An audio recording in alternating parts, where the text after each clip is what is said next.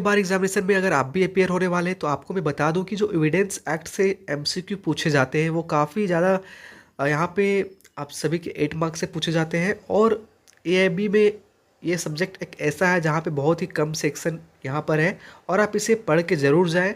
साथ में बता दूं कि जो एमसीक्यू सॉल्व करना होता है वो बहुत ही ज़रूरी होता है, ताकि जो एग्ज़ाम में अगर आप बैठे तो वहाँ पे आप सॉल्व कर पाए अच्छे तरीके से एक्यूरेसी के साथ में। ठीक है, तो इस वीडियो को आप ज़रूर देखिए। इस वीडियो में मैं एविडेंस एक्ट से रिलेटेड एमसीक्यू इंपॉर्टेंट एमसीक्यू करवाने वाला हूँ जो आप सभी के लिए इंपॉर्टेंट हो सकता है। और ये सिर्फ एआईबी के लिए नहीं, अगर आप कोई अदर लॉ एग्जाम का भी तैयारी कर रहे हैं तो भी आप इस वीडियो को देख सकते हैं।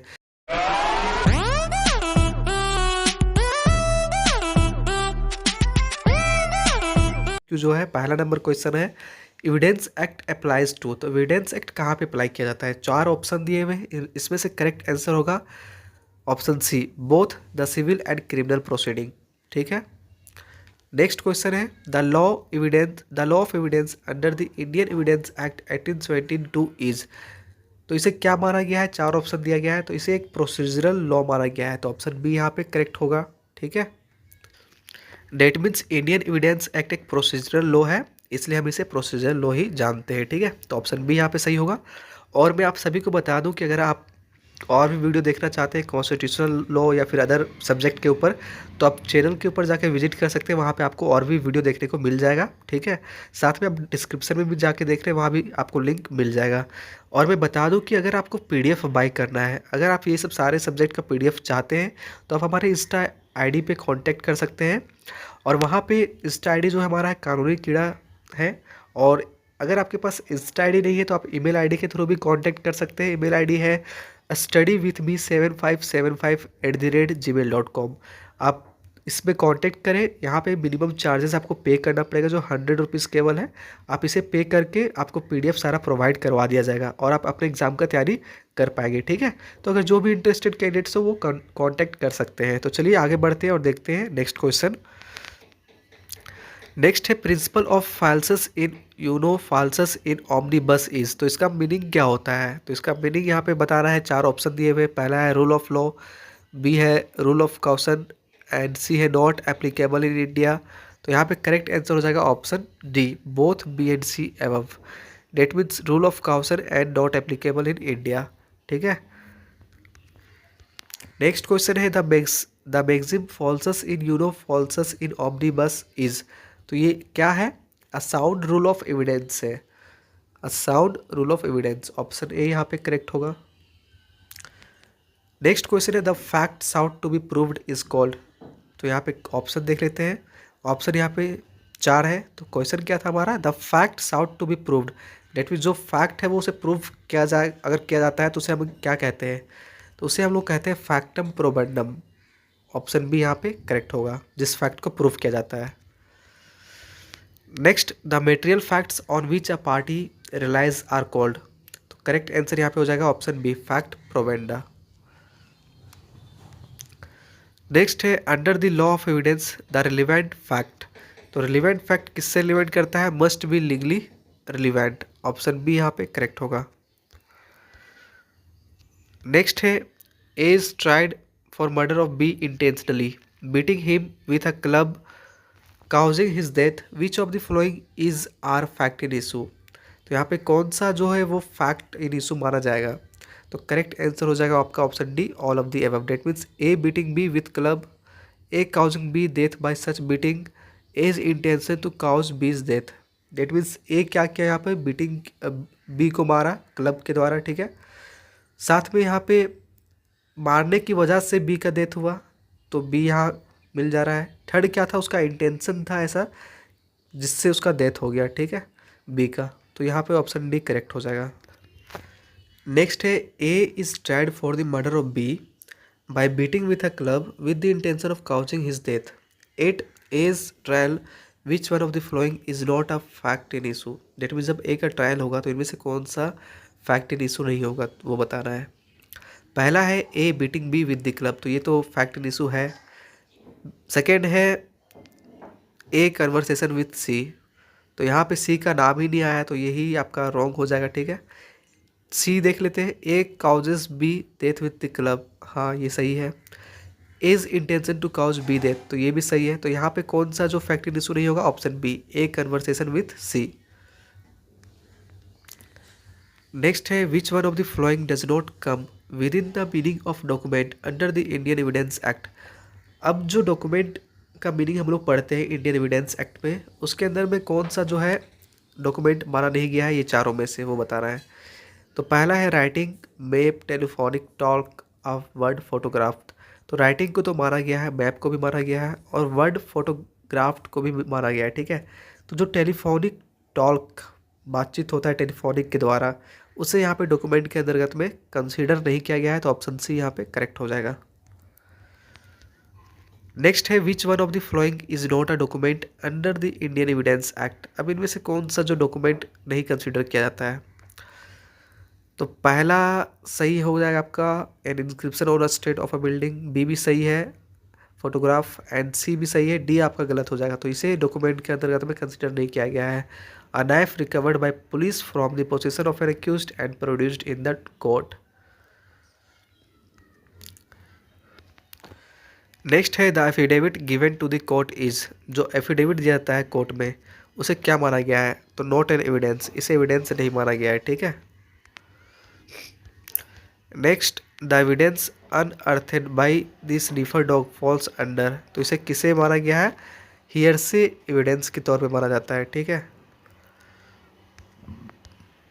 Next what is self presume in regard to a fact, तो सेल्फ प्रिज्यूम किसे माना गया है, फैक्ट्स के रिगार्डिंग में। तो यहाँ करेक्ट आंसर हो जाएगा court self presume the fact as proved unless it is disproved, ठीक है। डेट मीन्स कोर्ट जो है उसे प्रिज्यूम करेगी कि वो फैक्ट जो है वो प्रूव किया हुआ है जब तक वो डिसप्रूव नहीं किया जाता है, ठीक है। अगर आप कोई भी फैक्ट है जो आया है कोर्ट के सामने, तो कोर्ट उसे प्रिज्यूम कर लेगी कि हाँ यही फैक्ट जो है वो प्रूव है। अगर कोई पर्सन उसे आके डेट मीन्स उसे डिसप्रूव करता है तभी उसे डिसप्रूव माना जाएगा, ठीक है। तो ऑप्शन सी यहाँ पे करेक्ट हो जाएगा। नेक्स्ट है a fact is conclusive proof of another fact if that fact is proved then यहाँ पे करेक्ट आंसर हो जाएगा option D, the court shall regard another fact as proved. Next under Indian evidence Act evidence may be given in respect of, तो किसके respect में दिया जाता है जब भी एविडेंस दिया जाता है, तो यहाँ पे करेक्ट आंसर हो जाएगा fact in issue and relevant fact. जो फैक्ट इन इशू है उसे और रिलेवेंट फैक्ट से ही यहाँ पर आप एविडेंस दे सकते हैं, ठीक है। तो ऑप्शन सी यहाँ पे करेक्ट होगा। नेक्स्ट है रेस जेस्टिया लिटरली मीन्स, तो रेस जेस्टिया एक ऐसा टर्म है जो आप इंडियन एविडेंस में पढ़े ही होंगे, ठीक है। तो इसका मीनिंग क्या होता है, सेम ट्रांजिशन, ठीक है। तो ऑप्शन सी यहाँ पे करेक्ट होगा। नेक्स्ट है facts forming part of the same transition are known as, तो हम इसे कैसे जानते हैं, रेस जेस्टिया के तौर पे। तो ऑप्शन डी यहाँ पे करेक्ट होगा। द क्राइटेरिया फॉर रेस जेस्टिया, तो इसका क्राइटेरिया क्या है भाई, तो यहाँ पे करेक्ट आंसर हो जाएगा proximity of time and place, community of purpose, continuity of action. तो ऑप्शन डी यहाँ पे करेक्ट आंसर हो जाएगा। That means time and place जो है वो मैटर करता है, पर्पस क्या है, और जो एक्शन है वो कंटिन्यू चला आ रहा है। तो ये सब जब ये तीनों एक साथ हो जाते हैं तो उसे हम रेस जेस्टिया के क्राइटेरिया को अप्लाई कर सकते हैं, ठीक है। तो ऑप्शन डी यहाँ पे करेक्ट होगा। नेक्स्ट है res gestae is an exception to the, तो किसका एक्सेप्शन है यहाँ पे, तो हियरसे रूल का, ऑप्शन ए। नेक्स्ट है the conduct of accused is relevant under, तो कंडक्ट ऑफ एक्यूज्ड वो रिलेवेंट है section 8 of Indian evidence Act के अंतर्गत में।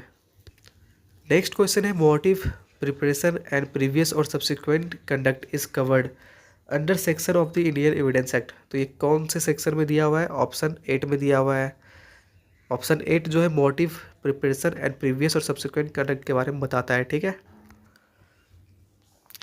नेक्स्ट है as tried for murder of B by administering potassium cyanide, the fact that A has purchased potassium cyanide just before the murder of B is relevant under, तो ये किस section के अंतर्गत में रिलेवेंट माना गया है, तो ऑप्शन बी। डेट मीन्स यहाँ मोटिव था, ठीक है, और सब्सिक्वेंट कंडक्ट भी दिखाया जा रहा है, तो ऑप्शन बी यहाँ पे करेक्ट होगा। Under Indian evidence act motive becomes more relevant in a case based on, तो यहाँ पे option A B C D, तो इनमें से करेक्ट कौन सा होगा? पहला है डायरेक्ट एविडेंस, बी है सर्कमस्टांशियल एविडेंस, सी है डॉक्यूमेंट्री एविडेंस एंड डी है विदाउट एनी एविडेंस। तो यहाँ पे करेक्ट आंसर हो जाएगा ऑप्शन बी, सर्कमस्टांशियल एविडेंस। ठीक है, डेट मीन्स मोटिव जो है वो मोर रिलीवेंट माना जाता है तो कौन से केस में, जहाँ पे सर्कमस्टांशियल एविडेंस का बात हो। ठीक है,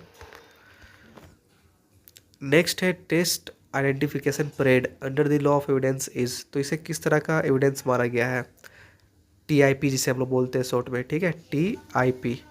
तो यहाँ पे करेक्ट आंसर हो जाएगा कोरोबरेटिव एविडेंस, ऑप्शन बी यहाँ पे करेक्ट होगा।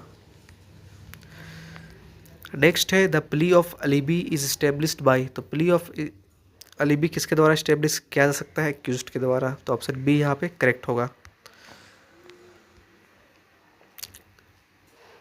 नेक्स्ट है the following is not the exception to the rule of hearsay. तो करेक्ट आंसर होगा कन्फेशन। नेक्स्ट क्वेश्चन है A and B were jointly tried for the murder of C. During the trial of A said B and I murder C, what is the nature of this evidence against B. तो यहाँ पे क्या हो जाएगा correct answer? Corroborative evidence हो जाएगा। That means A and B दोनों ने मर्डर किया है सी का। ठीक है, अब ट्रायल के दौरान क्या होता है, ए ये कंफर्म करता है कि बी और ए ने मिल के, डेट मीन्स ए ये खुद बोल रहा है कि बी और मैं दोनों मिलकर ही सी का मर्डर किए हैं। तो ये किस तरह का एविडेंस माना जाएगा अगेंस्ट बी? तो बी के अगेंस्ट जो माना जाएगा वो कोरोबरेटिव एविडेंस ही माना जाएगा। तो ऑप्शन बी यहाँ पे करेक्ट होगा। डैंग डिक्लेरेशन में भी मेड टू आता। तो डैंग डिक्लेरेशन किसे बनाया जाता है, किसके सामने होता है ये? तो करेक्ट आंसर हो जाएगा option D, all of the above. Doctor के सामने हो सकता है, मजिस्ट्रेट के सामने, एनी अदर पर्सन। ठीक है, a dying declaration to be admissible must be made to a. तो करेक्ट आंसर हो जाएगा option D, all of this, that means magistrate, doctor, police officer. Next है the principle on which a dying declaration is admissible under the Indian evidence Act 1872 is indicated in the legal maxim. तो यहाँ पर पहला हमारे पास ये है legal मैगजीम और B C D. तो ये कौन सा जो है इंडिकेट करता है डैंग डिक्लेरेशन को जो एडमिसेबल माना गया है इंडियन एविडेंस एक्ट में। तो यहाँ पे करेक्ट आंसर हो जाएगा इसका option B, nemo moriturus praesumitur mentiri. Option B यहाँ पे करेक्ट हो जाएगा। ठीक है, नेक्स्ट क्वेश्चन है all facts except the content of a documents may be proved by. तो इसे प्रूव किया जा सकता है सभी फैक्ट्स को जो कंटेंट ऑफ डॉक्यूमेंट्स है उसके एक्सेप्शनल में। डेट मीन्स करेक्ट आंसर यहाँ पे हो जाएगा ओरल एविडेंस। डेट मीन्स सारे फैक्ट को प्रूव किया जा सकता है ओरल एविडेंस के through except content of documents को लेकर। ठीक है, एक्सेप्शनल में क्या है? Content of documents. Oral evidence is allowed. तो ओरल एविडेंस कब अलाउ किया जाता है? Only when it is given in the court. तो ऑप्शन ए यहाँ पे करेक्ट होगा। Which one of the following is not a secondary evidence. अब इनमें से कौन सा जो है सेकेंडरी एविडेंस नहीं है? तो ऑप्शन डी, लिथोग्राफी हो जाएगा करेक्ट आंसर। नेक्स्ट है legitimacy of child born during valid marriage is presumed under which provision of. तो कौन से सेक्शन में ये दिया हुआ है? करेक्ट आंसर हो जाएगा ऑप्शन सी, सेक्शन 112। ठीक है, by which amendment section 114A was inserted in the Indian evidence Act 1872। तो 114A जो सेक्शन है वो किस अमेंडमेंट के द्वारा इंसर्ट किया गया था इंडियन एविडेंस में? तो यहाँ पे करेक्ट आंसर हो जाएगा Criminal Laws Amendment Act 1963। Option C यहाँ पे करेक्ट है। Evidence given by a witness unable to communicate verbally in the court by writing और sign shall be deemed to be. तो इसे किसे माना जाएगा? Oral evidence. ठीक है, ऑप्शन सी यहाँ पे करेक्ट हो जाएगा। Husband and wife both are competent witness for each other. तो हस्बैंड और वाइफ दोनों को कम्पिटेंट विटनेस माना गया है, लेकिन कौन से केसेस में? तो यहाँ पे करेक्ट आंसर हो जाएगा in civil and criminal cases, option D. Next question है the object of cross examination is. तो जो ऑब्जेक्ट है क्रॉस एग्जामिनेशन का वो क्या होता है? To examine the credibility of the witness. ठीक है, ऑप्शन सी यहाँ पे करेक्ट होगा। नेक्स्ट है what type of leading question may be asked in examination chief with the permission of the court. तो यहाँ पे करेक्ट आंसर हो जाएगा आपका option D, that means introductory and already sufficient proved. तो इस तरह का क्वेश्चन जो है लीडिंग क्वेश्चन में पूछा जा सकता है with the permission of the court, ठीक है। नेक्स्ट है a statement recorded by investigation officer under section 161 CrPC can be used. तो यहाँ पे जो भी स्टेटमेंट दिया रहता है आईओ के द्वारा, डेट मीन्स रिकॉर्ड किया जाता है 161 सीआरपीसी के तहत में, उसे यहाँ कॉन्ट्राडिक्शन के लिए यूज किया जा सकता है, ठीक है। तो ऑप्शन ए यहाँ पे करेक्ट होगा। नेक्स्ट है party calling a person as witness can cross examine him. अब जो व्यक्ति खुद बुलाया है पर्सन को और उसे एग्जामिन करता है, तो क्या उसे क्रॉस एग्जामिनेशन चीफ करता है, तो क्या उसे क्रॉस एग्जामिन भी कर सकता है? तो वो करेगा, लेकिन कब? With the permission of the court. Permission of the court के साथ वो क्रॉस एग्जामिन भी कर सकता है जो पार्टी ने खुद को जिसे बुलाया है, ठीक है, as a witness. Next question है वेदर अ जज can ask question during examination of witness. तो यहाँ पे करेक्ट आंसर हो जाएगा option B, yes. That means जब भी एग्जामिनेशन हो विटनेस का, तब भी जज के पास ये राइट है कि वो भी क्वेश्चन पूछ सकता है, ठीक है। नेक्स्ट और लास्ट क्वेश्चन है which of the following is not lawful in cross examination. तो यहाँ पे करेक्ट आंसर हो जाएगा option C, a question the answer of which amounts to hearsay, ठीक है। तो ये एक लॉफुल क्वेश्चन नहीं है जिसे क्रॉस एग्जामिनेशन के टाइम में नहीं पूछा जाना चाहिए। तो ये टोटल जो मैंने आपको क्वेश्चन यहाँ पे करवाया है एविडेंस एक्ट से रिलेटेड था, और इससे रिलेटेड अगर और भी आप वीडियोस देखना चाहते हैं एआईबी को जो भी जितने सारे सब्जेक्ट हैं उसमें से कुछ सब्जेक्ट के ऊपर मैंने वीडियो बनाकर अपलोड कर रखा है जो आप चैनल के ऊपर जाकर देख सकते हैं। साथ में जो भी कैंडिडेट यहाँ पर इंटरेस्ट हो एआईबी एमसीक्यू पीडीएफ बाय करने के लिए, ख़रीदने के लिए, तो वो मुझे कांटेक्ट कर सकते हैं इंस्टाग्राम आईडी पे। इंस्टाग्राम आईडी है कानूनी कीड़ा, और जिसके पास इंस्टाग्राम आईडी नहीं है वो ईमेल आईडी के थ्रू भी कांटेक्ट कर सकते हैं। ईमेल आईडी हमारा है studywithme7575@gmail.com।